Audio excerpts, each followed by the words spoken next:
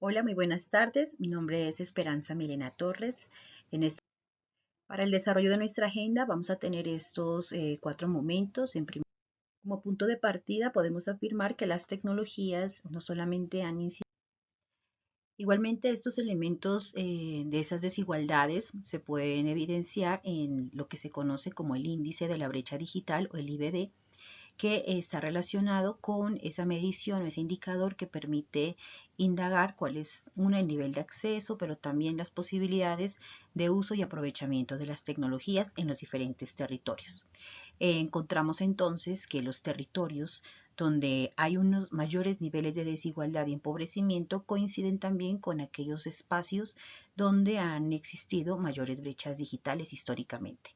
Esto quiere decir que también son territorios que han tenido un mayor impacto del conflicto armado y presencia de grupos armados y que al momento de generar sus procesos de educación para la paz no están teniendo acceso a todas las posibilidades más innovadoras o tecnológicas que se están presentando en este campo de trabajo.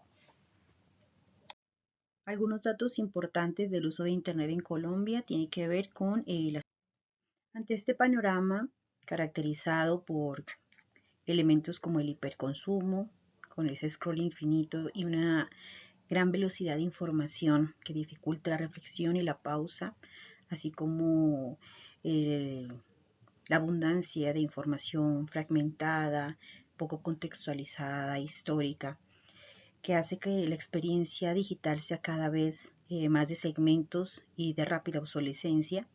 Es mucho más denso y dificultoso pensar la posibilidad de generar comunidades digitales, ¿sí? O formatos colectivos de consumo y de producción que permita dimensionar otros usos para las tecnologías. Estos se presentan aquí como unos o algunos de los desafíos que tenemos para el tema de la educación y la formación en temas de paz desde lo tecnológico. Con esos elementos que delinean el problema, se estableció como objetivo indagar las intersecciones de las tecnologías con la educación para la paz en Colombia con el fin de comprender los usos educativos. Las tecnologías, como se ha insinuado a lo largo de esta ponencia, no son neutrales, son espacios simbólicos que además constituyen campos de referencia para la manera como actúa y significa la sociedad. Son a su vez dispositivos que producen marcos de sentido y de interpretación social, crean códigos comunes y por lo tanto son importantes en todo el proceso de construcción de referentes para entender y actuar en un mundo que nos es común.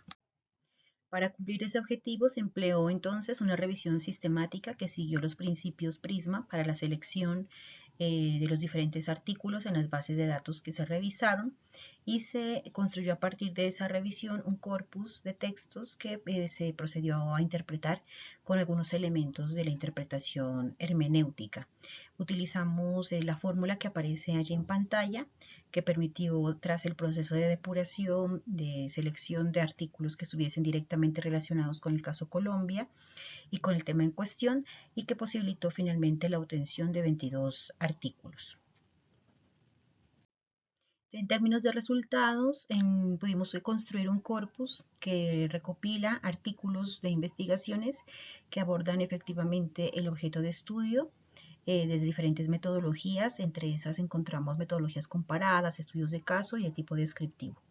Respecto a este primer componente, es importante señalar que no se identificaron estudios que analicen asuntos como los impactos o las posibilidades transformativas que tienen las tecnologías, lo que plantea una necesidad para futuros proyectos de investigación u otras revisiones.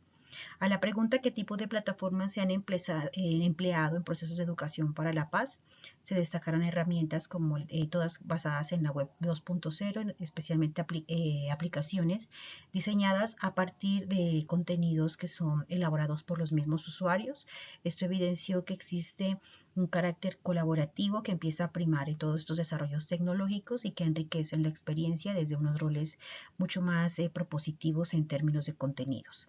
De igual forma aparecen usos relacionados con tecnologías SMS, especialmente para permitir el acceso efectivo y rápido en zonas de vulneraciones y violencias, así como tecnologías satelitales y juegos digitales para la paz. En ese tema de los juegos aparece como eje central asuntos relacionados con la convivencia y el manejo de las emociones como uno de los asuntos que se priorizan. Respecto a los contenidos, se evidenciaron como tres elementos que aparecen en esas plataformas. El primero relacionado con la convivencia escolar. Entonces está enfocado principalmente en poblaciones jóvenes y contextos de escuela, seguido de asuntos relacionados con la superación del conflicto armado y la promoción de los derechos humanos en los temas de educación para la paz. Entre otros resultados destacados, se pueden mencionar las nuevas exigencias que aparecen en términos de educación para la paz en Colombia. En primer lugar, relacionado con los formatos de enseñanza y aprendizaje que deben ser redefinidos para aprovechar las posibilidades de las TIC, ya que las TIC por sí mismas no generan una experiencia situada ni que da respuesta a las particularidades de los conflictos o a la necesidad de superación de los conflictos en los territorios. Igualmente se debe considerar asuntos como el tipo de contenido que deben ser rediseñados para su consumo digital y la construcción de comunidades digitales, que esto implica también elementos como la intencionalidad a la hora de generar experiencias formativas, la interactividad con la capacidad de acceso a estas informaciones y el uso de otros lenguajes.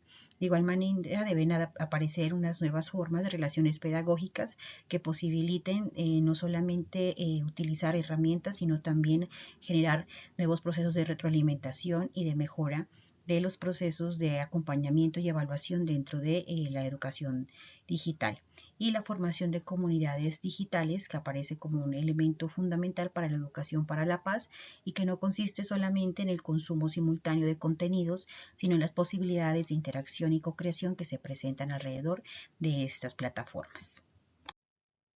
Finalmente, agradecerles por atender este espacio.